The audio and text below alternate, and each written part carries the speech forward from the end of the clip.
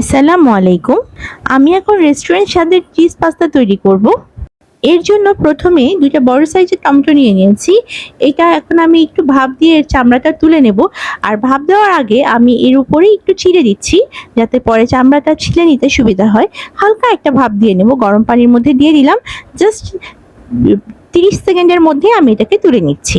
তারপর এর গায়ের যে চামড়াটা পাতলা হয়ে এসেছে মানে নরম হয়ে এসেছে, ওটাকে তুলে ফেলে দিচ্ছি। তারপর একটু ঠান্ডা হওয়া পর্যন্ত অপেক্ষা করছি। তারপর এটাকে আমি ব্লেন্ড করে নেব। তারপর একটা প্যান নিয়ে নিলাম। এর মধ্যে 2 টেবিল চামচ পরিমাণ রেগুলার সয়াবিন তেল দিয়ে দিচ্ছি। চাইলে এই রান্নাটা বাটার দিয়েও করা যায়। তেল দিয়ে রান্না করলেও খুব বেশি খারাপ হয় না, স্বাদ তেমন বেশি হেরফের হয় না। তারপরে 1 কাপ পরিমাণ ছোট ছোট টুকরো করে রাখা মুরগির মাংস দিয়ে দিচ্ছি। সামান্য লবণ আর হাফ চা চামচ পরিমাণ গোলমরিচের গুঁড়ো দিয়ে মাংসগুলোকে হালকাভাবে একটু ভেজে নিচ্ছি। কিছুটা ভেজে নেওয়ার পর এর মধ্যে দিয়ে দিচ্ছি পেঁয়াজ কুচি আধা কাপ পরিমাণে আর রসুন কুচি, মানে একটা বড় সাইজের রসুনের অর্ধেকটার মতো আমি এখানে ছোট ছোট টুকরো করে কুচি করে নিয়েছি। এটা দিয়ে দিলাম। মাংসের সাথে সাথে পেঁয়াজ রসুনগুলোকেও আমি হালকাভাবে ভেজে নিচ্ছি। মাংসগুলোর কালার চেঞ্জ হয়ে যাওয়ার পরে এর মধ্যে আমি যে টমেটোটা পেস্ট করে রেখেছিলাম সেই টমেটো পিউরিটা দিয়ে দিচ্ছি। টমেটোটা কিছুটা ফুটে ওঠার পর এর মধ্যে আমি 2 কাপ পরিমাণ গরম পানি দিয়ে দিয়েছি।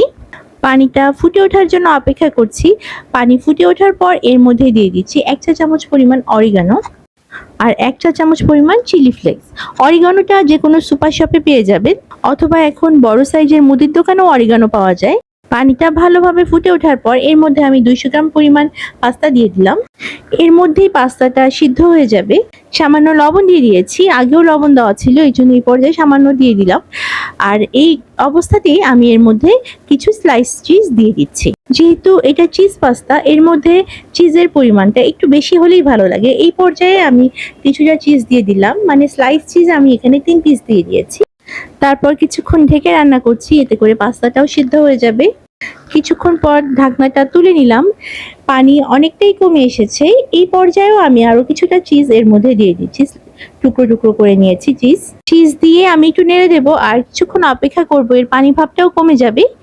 আর পাস্তাটা অলমোস্ট সিদ্ধ হয়ে গেছে। আরো কিছুক্ষণ দমে থাকলে, চুলার উপরে থাকলে এগুলো সম্পূর্ণরূপে কুক হয়ে যাবে। পানি পুরোপুরি কমে এসেছে। এটাকে এখন আমি কিছুক্ষণের জন্য দমে রাখবো। আর তার আগে আমি 150 গ্রাম চিজ এর মধ্যে এখন দিয়ে দিচ্ছি। তারপর চিজটা গলে যাওয়া পর্যন্ত আমি এটাকে ঢেকে কিছুক্ষণ একদম লো আঁচে চুলার উপর রেখে দেবো। চিজটা ভালো মতো গলে যাওয়ার জন্য আমি কিছুক্ষণের জন্য এটাকে ঢেকে দিচ্ছি। এর মধ্যে ঢাকনাটা আর খুলবো না। আর উপর থেকেই দেখে বোঝা যাবে যখন চিজগুলো সম্পূর্ণরূপে গলে যাবে, তখন ঢাকনাটা তুলে নিচ্ছি।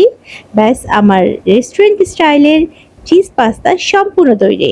আর এরকম চিজ পাস্তা গরম গরম খেতেই বেশি ভালো লাগে। সবাই ভালো থাকবেন। আসসালামু আলাইকুম।